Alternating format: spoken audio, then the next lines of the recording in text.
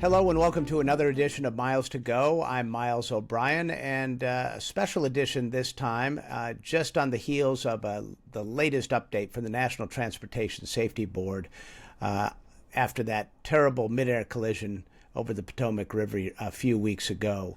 And joining me to talk about what the National Transportation Board chairperson said in that briefing and dissected a little bit is my longtime friend and airline transport pilot, certified flight instructor for instruments, helicopter rated, high time pilot, Lars Perkins. Lars, thanks.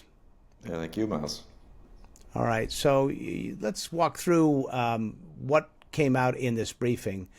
Apparently there was what seems to be a discrepancy on the altimeter, which is the device which tells you your altitude, between the two pilot positions, the pilot that was getting a check ride and the instructor pilot.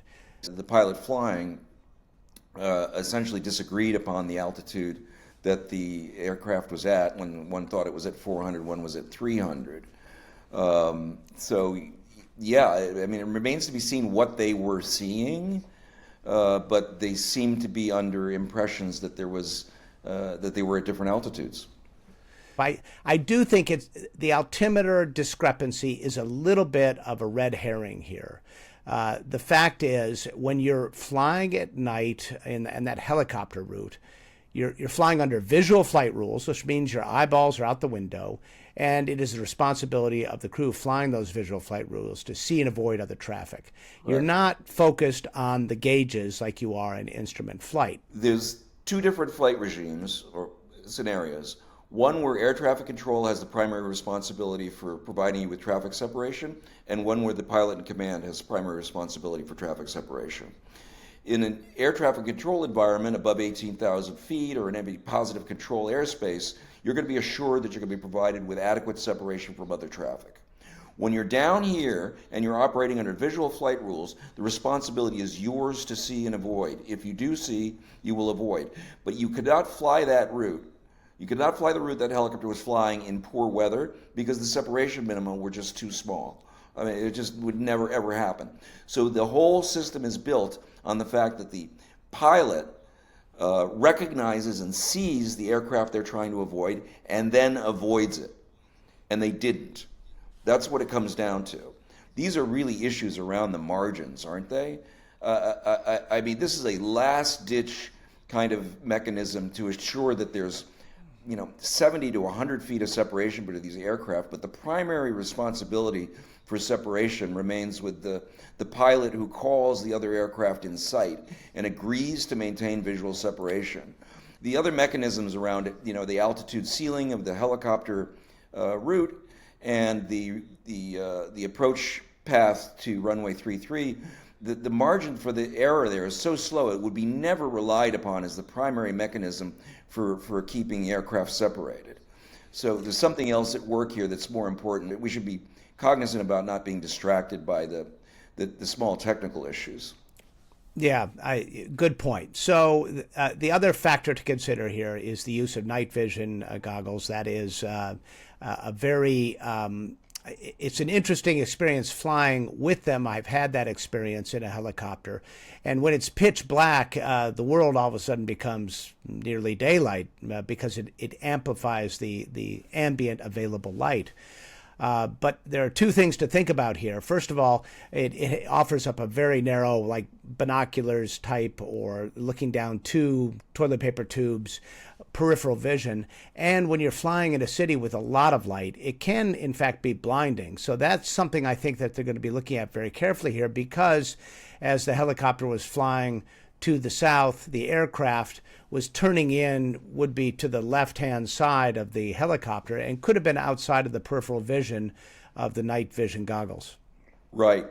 And yet the helicopter pilot called the CRJ in sight.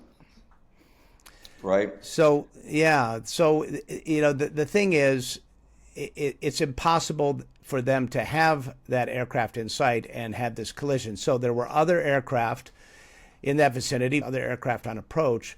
Were they looking at some other aircraft or possibly, and Lars, you probably had this experience, I have, sometimes at night you can fixate on a light on the ground and mistake it for something else. It's nighttime. All you can see are the lights that distinguish the aircraft from its environment. You see a light, it's in the right place, you call the traffic in sight, and then you become fixated that that's the traffic, and you do that to the detriment of your understanding of other traffic that might be in the area. So we've got perhaps hindered vision, which is ironic because night vision goggles are supposed to enhance your vision at night, but maybe not. This is not the right use case. You perhaps had a little discrepancy on the altimeter readings, which could have had some factor in all of this. But it does go back to an architecture for traffic, aviation in that area around Washington Reagan Airport, which is simply an accident waiting to happen, don't you think? I do. And I looked at a bunch of the helicopter charts for other major metropolitan areas in Boston and New York, and I couldn't find any good example of another helicopter route flying underneath the approach path with this small margin for error. So I think it really is unusual, and I think, you said it might have been an accident waiting to happen. I don't know of another occasion anywhere in the world where this occurs, where the standard flight paths come in that close proximity, a helicopter that close to an airliner on short final to a runway. So, but this has been going on for 50 years without an accident, which reminds us, I think, both of us, of someone we've read a little bit about, Diane Vaughan, the famous sociologist who looked at the Challenger accident back in 1986 and wrote a book which got into a concept called the normalization of deviance, which is an interesting concept. The idea here is that if you have a whole bunch of near misses, in her case, she was looking at singes in the O-rings on the solid rocket boosters of the shuttle, which they had several times before the accident. If you have a series of close calls, human beings have a tendency to draw the precise wrong conclusion that means you're safe. We could do this. When in fact, it's just the opposite thing it's trying to tell you. This may be one of those cases, right? I think so, and frankly, I'm not proud to admit that I think these cases happen a lot in aviation, where you go down a little bit below minimums once, and you say, well, I got away with that, and the next time it becomes less of a deviation to do it again, and who knows, some people may have the experience of, getting into their car and driving under situations they shouldn't otherwise, but they get away with it, and they think, okay, next time it's easier to do it. And so who knows how many near misses may have occurred that folks just said, well, that's the way it is. You're always close to other aircraft. And, at the end of the day, our flight paths aren't going to converge. So I'll call the traffic in sight, or I'll just continue along this path because I know that ultimately there's going to be a safety net that will catch me, and it's always worked before. Well, this might have been one of those cases. It was good to see the NTSB doing its job in its independent manner, at least on the surface. After the crash investigator-in-chief, Donald Trump, got in the middle of this, it was so unfortunate. I was very concerned that this investigation might be tainted by that, but so far, no signs of that, at least at this briefing. I thought it was refreshing to see a news conference in where the facts were scrupulously stuck to. Like the terms that were used, the way the whole timeline was articulated was just scrupulously accurate, without speculation and without